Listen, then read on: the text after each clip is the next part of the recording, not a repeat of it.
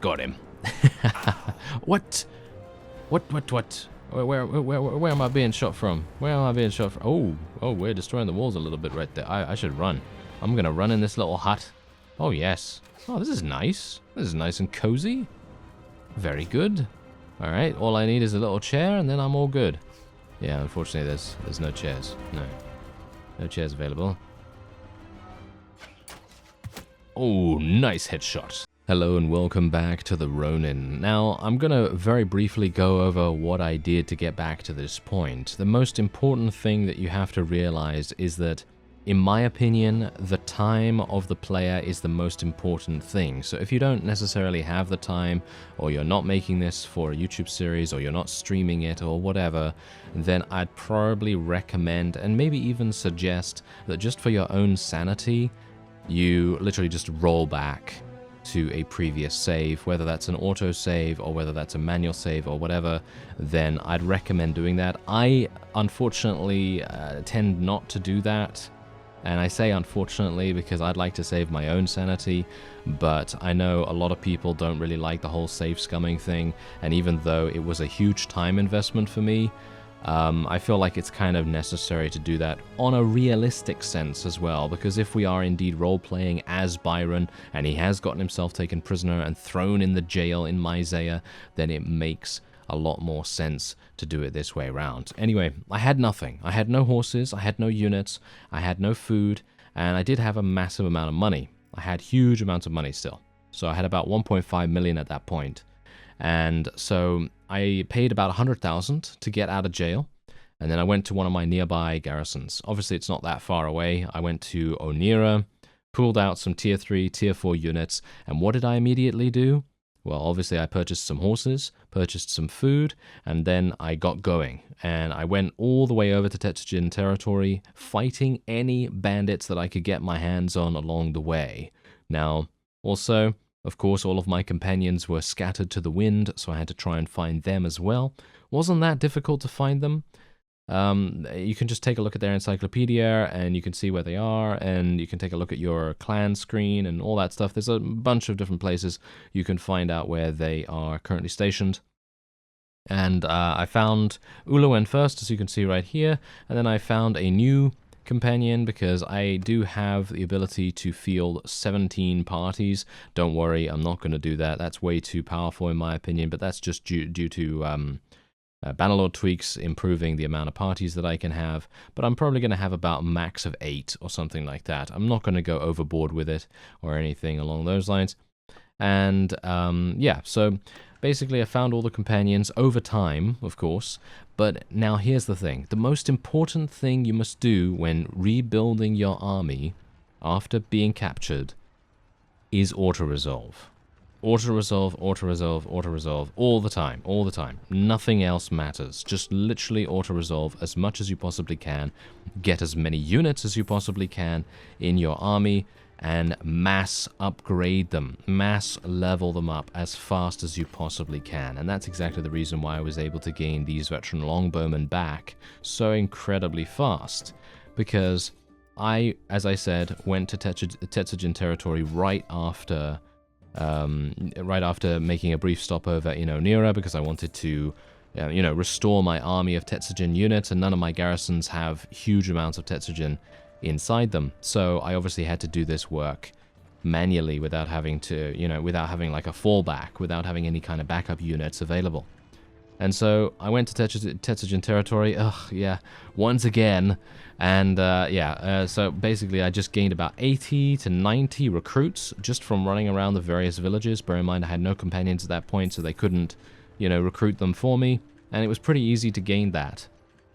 Then, because I had a decent-ish size fighting force, I was able to fight larger bandit parties, so about 40 to 50 units each one, and if you auto-resolve against those guys, you're going to get a massive amount of experience. And all of my Tetsugen units leveled up in pretty much no time at all. Probably like a day or two it took for them to level from tier 1 to tier 2, and then tier 2 to tier 3, and so on and so on and so on, until we were able to actually fight small vassal parties. And I was starting to find my companions at that time as well, and then we were able to get them back, and then starting to add units from my garrisons to those armies as well, because obviously I don't really want to invest so much time that I have to run around more and more of the Tetsujin villages, although I actually did end up doing that initially because I thought to myself, you know what, let's give them some Tetsujin units as well and see what happens. So I went a little bit overboard in the time investment there, but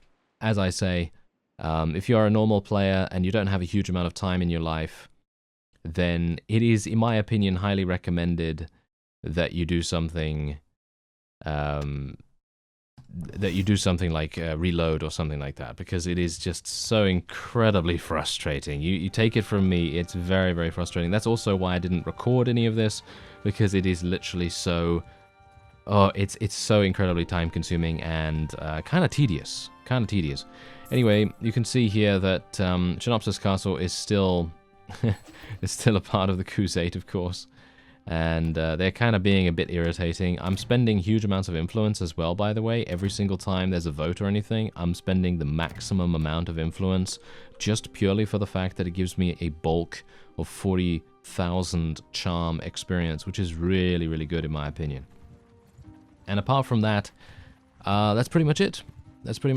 I would actually like to show you that, but I think you can probably tell that that would be the case. I mean, if I literally go and get a bunch of recruits in my army from one of my garrisons, then I could probably show you how fast it is to level them up just by auto-resolving. But I think, I think you believe me, right?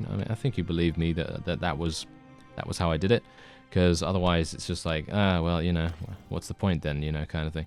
But yeah, that's it. That's pretty much the most important thing. Do not do any manual battles until your units are up to a fighting level that you approve of, and that is it. And it does take a bit of time, but it is not as time consuming as doing manual battles, which is pretty good, because that means that in real terms you save quite a lot of, well, quite a lot of effort, and everything's much faster. You gain huge amounts of loot as well, bear that in mind. I have so much loot right now, just literally because I've been doing so many auto-resolves, that I've been able to continue gaining decent amount of cash. And as a result of gaining that cash, you can see here that, look at this, I'm still gaining 11,000 per day. Bear in mind that obviously while I had a very small army, and I had, well, basically no wages to spend them on at all, it was just mounting up even more, which was just crazy. So yeah, it was doing pretty well. Anyway, I'm just gonna go, you know what, I'm actually gonna show you, because I want you to see how fast and how easy it is to level up recruits. Alright, so I went into the garrison, I pulled out tier 3 units. Not a big fan of taking tier 3 units, but you can already see here from the training that we have, the passive experience gain that we have is also already working its magic.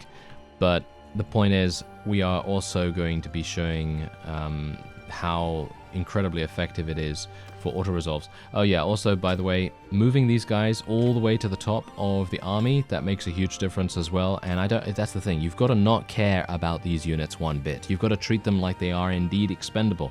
I know that may seem like a bit heartless, but it is true. That's the kind of thing you've got to do, because if you do that, it's going to result in much more efficient gains in every single aspect.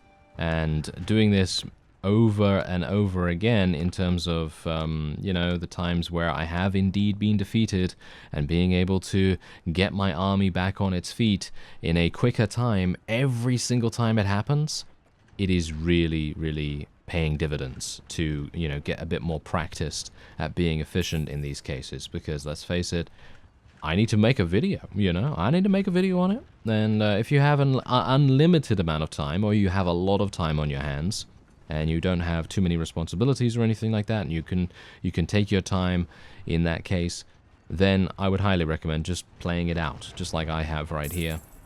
But that's obviously up to you, whatever you want to do with that particular situation, because it might just be so frustrating, you know, to lose your army in such an annoying way. I know it was frustrating for me, and you know, even in the editing process, I was editing the video, and I thought to myself, wow, this is annoying.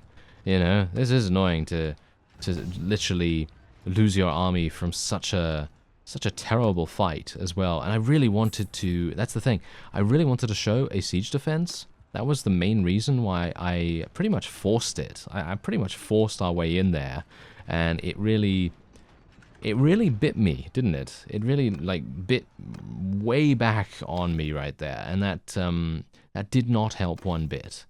So I think I probably should have just let them take it or something like that. Probably would have been a good idea, but I really wanted to show you a siege defense because it is just so much fun, in my opinion. And we did get some cool moments out of it, I suppose, so that makes a difference. Anyway, as you can see right there, all of these guys basically leveled up almost instantaneously, and most of them did indeed survive, which is also something that you got to bear in mind, that most people in an auto-resolve situation are going to survive, and it's just going to result in a much stronger army over time. And even though we have a couple of people wounded right now, that's not going to stay that way. They're going to get back on their feet, no problem at all. Now, unfortunately, I don't think I'm going to be able to catch these guys. Can I? Oh, I can? What? This guy must have literally, like... Oh, yeah, he has crossbowmen and stuff like that. Okay. Yeah, that might be the reason why he's moving so slowly, because I was thinking to myself, if he has, you know, if he has cavalry, he's never going to get caught, is he? Yeah, it's just going to be absolutely insane. Anyway, there we go. All right. So what we're going to do now is we're going to try and take Myzea. This is actually what I wanted to do initially. Let's give this to Katsuyori. Going to gain another 40,000. I think we actually just leveled up, didn't we? Yeah, I think we actually just leveled up. That's pretty cool. All right, so let's just take a quick look at what we have here. Okay, so I have focus points. I have attribute points. Let's see what we want to go for. Well, do we want to go for medicine? Do we want to go for engineering? I think we probably want to go for some more engineering, right? I think that would probably be a good idea. Let's go for some more control as well, because I would like to level up my crossbow skill. And let's see what happens here. So I'm gonna get these trebuchets up and running. Now, bear in mind that I have actually fought, in my process of leveling up my forces here, I have actually fought a number of units included in armies that were quite significant. And I'm talking about 300 to 400 units here, and I was running around with about 700. But bear in mind that most of those units were low tier, so we did take a lot of casualties as a result of that. So there's always a bit of a give and take when it comes to restructuring your army, because on the one hand, you think to yourself, okay, if I auto-resolve here, I'm going to lose, I don't know, 30%, 40% of my units, but every other unit in that army is probably going to level up at an extremely fast pace. And that's what you want, you know? That's what you want to get back on your feet, you know? You want that fast efficiency. And yeah, so it's really nice that we do have the improved garrisons mod, because even though I'm not using it in the most dramatic of ways, because obviously I could use it to do pretty much anything, I'm only using it to get tier 3 and tier 4 units. So, and that obviously takes time and it takes money and all that stuff. Anyway, we're actually going to be leaving this particular siege because there's a massive army with Monchug coming at us. And I don't really want to deal with him, especially with an army like this. This army is not very good, as you can quite clearly tell. We have a bunch of people with about 60, 50, and indeed 70 units, which is really not good. So I'm hopeful that we will be able to maybe catch up to some of these people. I mean, I'm not entirely sure how far... Oh, wow, they're traveling really fast. So I guess I'm just going to leave them alone for the moment. That's also something that's kind of irritating about having a large army again, because I was able to catch up to pretty much every vassal that I wanted to fight beforehand. So yeah, that's kind of a shame. Alright, so I'm restructuring my army a little bit here, and basically what I'm doing is I'm giving this guy a bunch of relatively high tier units that I found in Onira's garrison here, because it seems like someone dropped them off or whatever. But yeah, we also have a bunch of these that leveled up from tier 3 units when I first remade my army, so it's about time that I offload them, I think, because I don't really, as I said before, I don't really want to be using Imperial units of any kind, and I would like to try and stick to the theme of this series as much as we possibly can. So what I'm going to do is I'm actually going to take some of his units, some of his Tetsujin units, which apparently he has somehow. I guess maybe maybe in some areas they were able to you know, get some units somehow. I'm not entirely sure. Anyway, we didn't level anything up. Okay, no, apparently we didn't level anything up, but I've kind of filled out some of our units, some of our armies with lower tier units now as well, so they can hopefully level up quite nicely. And I think what I'm going to do is I'm actually going to go to Danustica because I do have a garrison there as well, and I'm going to pull out some low-tier units for myself because I've actually given most of my units to my party clan members. Alright, so I'm actually going to be showing you a... yeah, this is probably pointless, but let's actually just see what happens here, because I haven't fought looters in a while, because obviously I usually would fight looters with about 50 to 60 units in my own army, but we're going to see just how much experience I can gain from this, because look at this, I have a bunch of tier 2 and tier 3 units, and you can see here that they've already leveled up on a pretty good scale here, and they haven't really done much. I mean, literally, look at that. That was a super fast, easy auto-resolve that didn't put us in danger whatsoever. And look at what they've given us. They've given us massive amounts of level ups, and we are also going to be doing that again and again. It is very, very simple to do. However, it is going to require a little bit more of, shall we say, a ruthless mindset, you know, because you've got to treat your units like, as I say, like they are not actually anything but a tool to get your goal, whatever that may be. And my goal obviously was to create an extremely strong army once again and try to get back on our feet. And so that obviously is the thing that I attempted to do. And I'm hopeful that this is actually going to turn out maybe even stronger than what we had beforehand. But I am in turn running away from a lot of battles that I shouldn't really be running away from. If I wanted to completely destroy the Crusade, then I would try to hunt down their armies and try to attack them that way. Because at the moment, what's happening is we're kind of just running ring around the rosy with them a little bit. Because we take Akalat, they take Akalat, we take a castle, they take a castle, and so on and so forth. And it kind of turns out to be a little bit of back and forth between the two factions. And that's not really going to work out in the end, because you know what's going to happen. The AI is going to win in the end. The Crusade. They have a lot of vassals. They have a lot of vassals. They have a lot of manpower. Their territory is actually quite vast still. I'm going to just send our guys to automatically go in here. And you can see the enormity of the situation. Just look at how much experience I'm able to gain. And think about this with Tetsujin units. I was able to do that with Tetsujin units to get us a bunch of veteran longbowmen. And look at how great this is. That is just absolutely insane. And we're going to continue doing that. That's the point. You can continue doing that as much as you want. I'm not going to be going in there any further. I'd like to take Ortengard back if at all possible, and maybe try to just increase our overall territory size. How's Hakun Castle doing, actually, by the way? Oh, it seems... yeah, they have a lot of militia, actually, which is really strange. It seems like this is bugged again. You see that? Yeah, it's the same thing. It's that's the same castle that I complained about before, isn't it? Yeah, I think it is. Anyway, let's just get these built up as fast as possible. Bear in mind that once I have weakened the garrison significantly, I'm just going to go in for an auto-resolve. That's literally what I'm going to do, because auto-resolving, while it is much more reckless, it is much more efficient. Because even though you're going to lose some units, if you don't really care about those units that much, or you want to level some up, then that's the best way to go about things.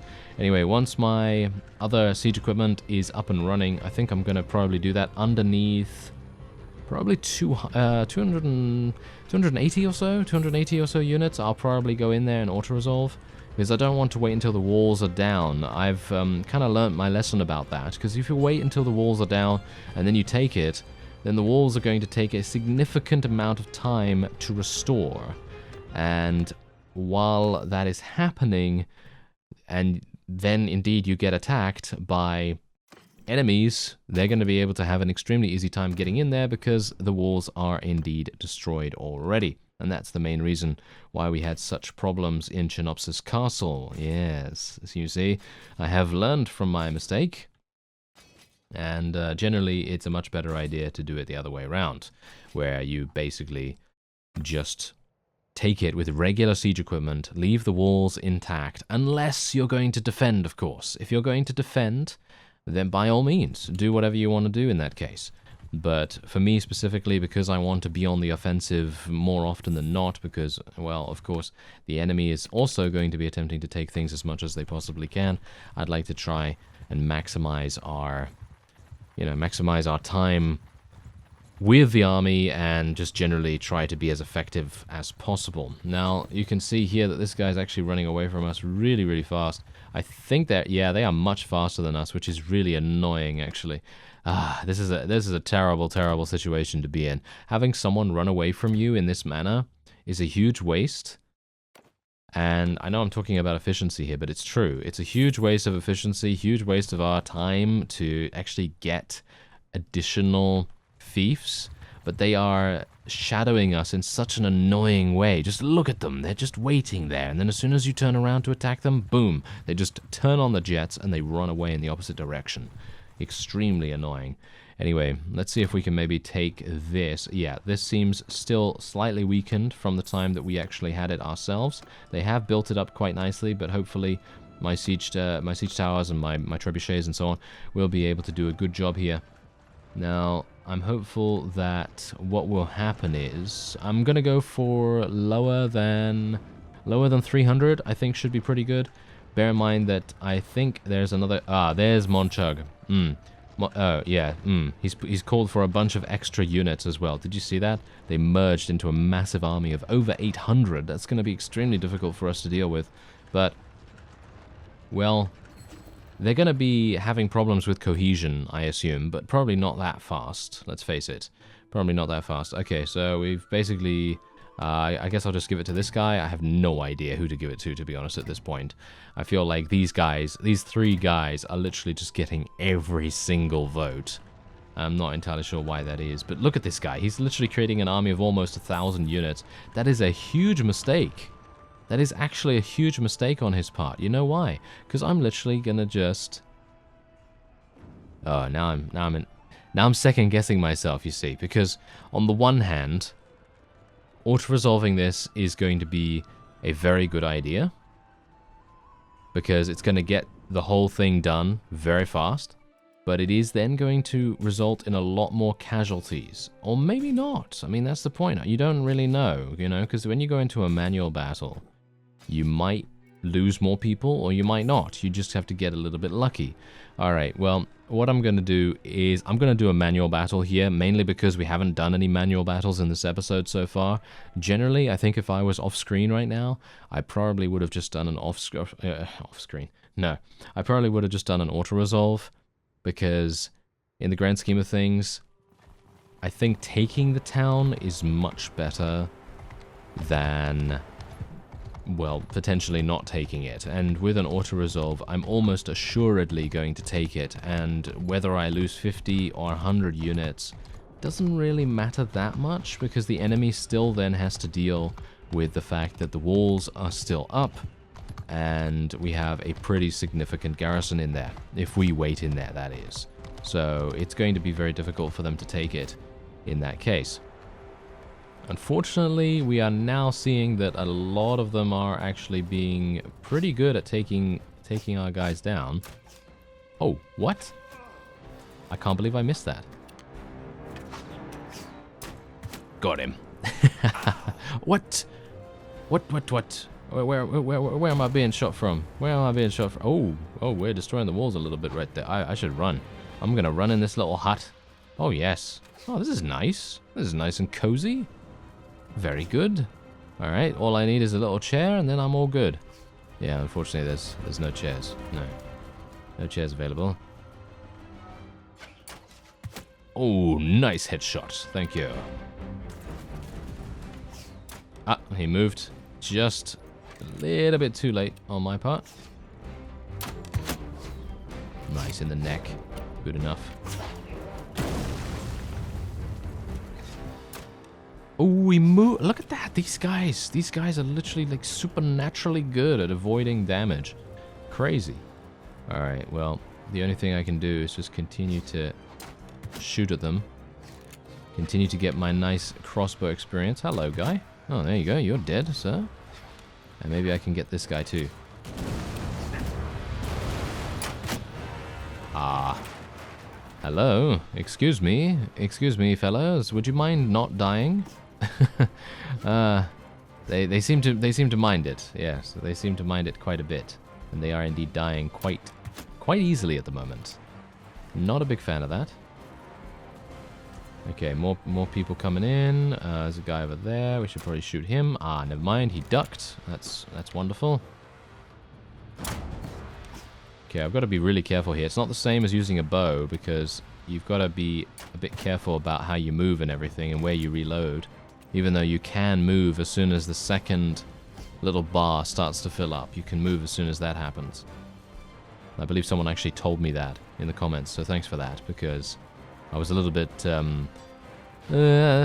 new to the whole crossbow thing, so it's good to know that there are a couple of intricacies that I wasn't utilizing before.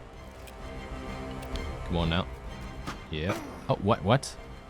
Wait a minute. What am I being shot from? There's a huge amount of people now firing at me for some reason. What? Okay, this siege tower has actually been destroyed, hilariously enough. That has been destroyed. Get him. Alright. I think I might be dead. Fellows. Yeah, this is going to be pretty bad. Yeah, I went back to a two-handed, by the way, because I think that's much more fun. But yeah, I might make a one-handed again or something like that. But because I actually think did they take it actually? I'm not entirely sure because when I went into my inventory, it wasn't there anymore. So I think they actually stole it. So yeah, that's pretty great, isn't it? Yeah, pretty great. All right, here we go. Let's do this.